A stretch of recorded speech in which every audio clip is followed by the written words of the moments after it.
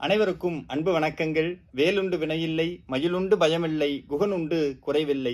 முருகப்பெருமானுடைய அவதார நோக்கம் அப்படிங்கிறது தீமையை அழித்து நன்மையை நிலைநாட்டி தன்னை நாடி வரும் பக்தர்களுடைய குறையை தீர்ப்பதற்காகவே கலியுகத்துல எங்கெல்லாம் குன்று இருக்கோ அங்கெல்லாம் குமரனுடைய அருள் கொஞ்சி விளையாடுங்கிறது நம்மளுடைய தமிழ்நாடு மட்டுமுள்ள உலகளாகி நடக்கக்கூடிய ஒரு உண்மை, இன்னைக்கும் நடக்கக்கூடிய உண்மை. முருகப்பெருமானுடைய அவதார நோக்கம் என்ன? ஒரு தீமையை அழிப்பது அப்படிங்கிறது நம்மளுடைய கந்தபுராணம் தெளிவா சொல்லுது.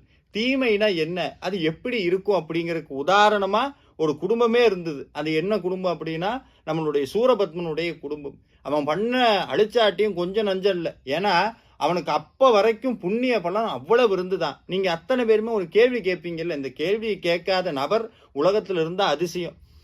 தெரிஞ்சு ஒரு எறும்புக்கு கூடி தீங்கு நினைச்சதில்லை. ஆனா நான் இவ்வளவு கஷ்டப்படுறேன். அவன் பாரு எப்ப பார்த்தாலும் கெட்டதுதான் பண்றான், அவ்வளவு அயோக்கியத்தனம் பண்றான், அவன் அவ்வளவு சந்தோஷமா இருக்கான், வீடு வச்சிருக்கான், வாசல் வச்சிருக்கான். இப்படி நம்ம புலம்புறோம் இல்ல, இதே புலம்பல மனுஷங்க மட்டும் இல்லைங்க, தேவர்களே புலம்பி இருக்கிறார்கள். யாரு? இந்திரனே புலம்பி இருக்கிறான். நான் என்ன பாவம் பண்ணணும், இவ்வளவு கஷ்டப்படுறேனே. எப்படி கஷ்டப்பட்டானா, ஒவ்வொரு அசுரரோட வீட்டுக்கும் போய் தட்டி தட்டி கேட்பானா, ஏதாவது வேலை பண்ணுமா, ஏதாவது எடுபடி வேலை பண்ணுமான்னு ஒவ்வொரு அரக்கர் வீட்லயும் போய் தட்டி தட்டி கேட்பானா. உள்ள இருக்கக்கூடிய அரக்கியெல்லாம் போப்பா போப்பா வேலையெல்லாம் இல்ல, போயிட்டு வான்னு யார? இந்திரனையே.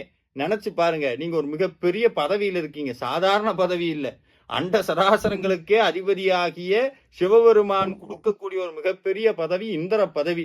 அதுவும் சாதாரண பதவியா? உங்களுக்கு பஞ்சபூதமும் உங்க கண்ட்ரோல்ல தான் இருக்கும், சூரியன் சந்திரன் அத்தனை உங்க கண்ட்ரோல்ல இருக்கும். அப்பேற்பட்ட பதவியில் இருக்க ஒரு நபர், உதாரணத்துக்கு சொல்லணும்னா நம்ம ஒரு மிகப்பெரிய பதவியில் இருக்கக்கூடிய ஒரு அமைச்சர் இறங்கி வந்து ஒவ்வொரு வீடா போய் ஏதாவது பால் பாக்கெட் வாங்கிட்டு வரட்டுமா, ஏதாவது பிஸ்கட் வாங்கிட்டு வரணுமான்னு கேட்டா எப்படி இருக்கும்? அந்த மாதிரி ஒரு துன்பத்தை இந்திரன் அனுபவிச்சானா. அப்ப அவன் சொல்லியிருக்கானா, என்ன பாவம் பண்ணணும் தெரியலன்னு. அப்பேற்பட்ட இந்திரனுக்கே அந்த நிலைமைன்னா நம்மளுக்கெல்லாம் ஏன் இவங்களுக்கு இந்த நிலைமை வந்தது, ஏன் நம்மளுக்கு இந்த நிலைமை இருக்குன்னா, அப்பதான் உள்ளுக்குள்ள மெல்லிசா ஒரு விஷயம் வந்து சிரிக்கும். அந்த விஷயம் வேற எதுவும் இல்லை, ஊழ்வினை. இந்த ஊழ்வினை தேவர்களுக்கே இருந்தது.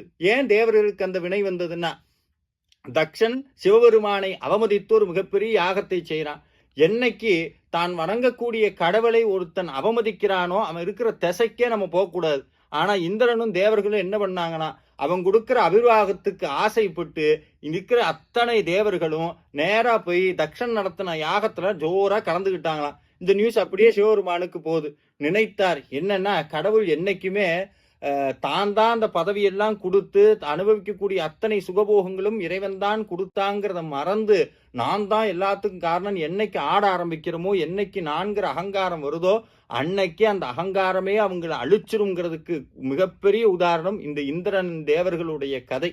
அப்ப சிவபெருமான் நினைச்சுக்கிட்டாங்களா, அப்ப சிவபெருமான்கிட்ட சொன்னாங்களா, பெருமானே நீங்க கொடுத்த பதவி, நீங்க கொடுத்த வாழ்க்கை, அதையெல்லாம் மறந்துட்டு உங்களை எதுக்குறவன்ட்டே போய் இவங்க எல்லாம் உட்கார்ந்து இருக்கிறாங்களே, இது சரியானுன்னு சிவபெருமான் சிரிச்சாரா. நான் எதுக்குப்பா அவங்கள தண்டிக்கணும், அவங்க செய்யற வினையே அவங்கள தண்டிச்சிடுமே. அவங்க செய்யக்கூடிய வினை ஒரு காலத்துல அவங்கள சுடும்போது அந்த வழி தாங்க முடியாம என்ன நினைப்பாங்க, அப்பவும் நான் தான் போய் முன்னாடி அவங்க முன்னாடி நிற்பேன்னு சொல்லி சிவபெருமான் சொன்னாராம். எவ்வளவு பெரிய உண்மைங்க, நினைச்சு பாருங்க. நம்ம ஒவ்வொரு தடவையும் சொல்றோம்ல, நான் என்ன பாவம் பண்ணணும்னு, அதுலயே பதிலும் இருக்குங்க.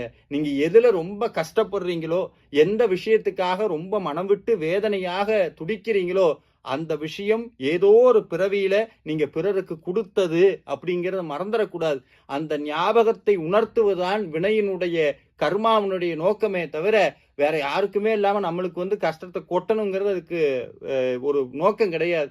அப்ப இதை திருந்துவதற்காக இறைவன் ஒரு வாய்ப்பை கொடுக்கிறார். அப்ப இந்திரன் தேவர்கள் எல்லாம் மனம் விட்டு அழுகிறாங்களா, எங்களை எப்படியாவது காப்பாத்துங்கன்னு.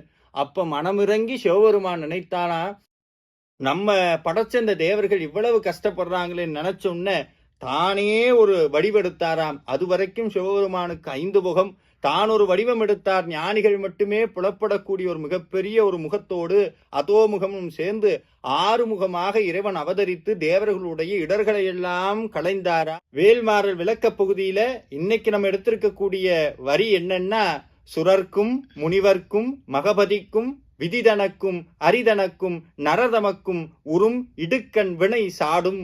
அதுல சுரர் அப்படின்னு சொன்னா தேவர்கள்னு அர்த்தம். அது கூடயே சேர்த்தீங்கன்னா அசுரர்கள்னு அர்த்தம். ஆங்கிற பகுதி எங்கெல்லாம் சேருதோ அதெல்லாம் எதிர்மறைன்னு அர்த்தம். மிருத்யூன்னு சொன்னா மரணம்னு அர்த்தம். அமிர்தம்னு சொன்னா மரணமில்லா பெருவாழ்வுன்னு அர்த்தம். அது மாதிரி சுரர்னா தேவர்கள், அசுரர்னா தேவர்களுக்கு ஆப்போசிட், நல்லவங்க இல்லைன்னு அர்த்தம். அதே மாதிரி சுரர்க்கும் முனிவர்க்கும், முனிவர்னா என்னன்னா சகல உலகங்களை ஆட்டி படைக்கக்கூடிய அஷ்டமா சித்தின்னு சொல்லக்கூடிய அத்தனை ஆற்றல்களை பெற்றிருந்தாலும் இறைவன் மட்டுமே வேணும்னு நினைக்கக்கூடிய தவ சீலர்கள் எல்லாம் முனிவர்கள். அவங்களுக்கும் அதுக்கடுத்து சொல்றார் விதிதனக்கும். விதிதனக்கும்னா பிரம்மன், படைக்கக்கூடிய பிரம்மன், அதுக்கப்புறம் இந்திரன், அதுக்கப்புறம் திருமால்னு சொல்லக்கூடிய பெருமாள், அதுக்கப்புறம் நரர்னா மனிதர்கள். இவங்க அத்தனை பேருக்கும் வினையினால துன்பம் ஏற்படும் போது இவங்க அத்தனை பேருமே சொல்லக்கூடிய ஒரு வார்த்தை எதுவா? முருகான்னு நினைத்த அடுத்த மாத்திரத்துல இடுக்கன்னு சொன்னா துன்பம். அந்த துன்பம்ங்கிற மலையை மோதி அழிக்கக்கூடிய மகாவேல் அப்படின்னு சொல்லி வேல்மாறல் சொல்லுது. இந்த 2 வரியை திருப்பி திருப்பி சொன்னால் நமக்கு முன்னாடி எழுப்பி இருக்கக்கூடிய, நாம் எழுப்பிய அந்த வினைங்கிற மலை முருகப்பெருமான் கையில் இருக்கக்கூடிய வேல்பட்டு துவம்சமாகுங்கிறது தான் இந்த வரியினுடைய அர்த்தம். வினையை வெல்லக்கூடிய மகா மந்திரம் வேல்மாறல். நன்றி.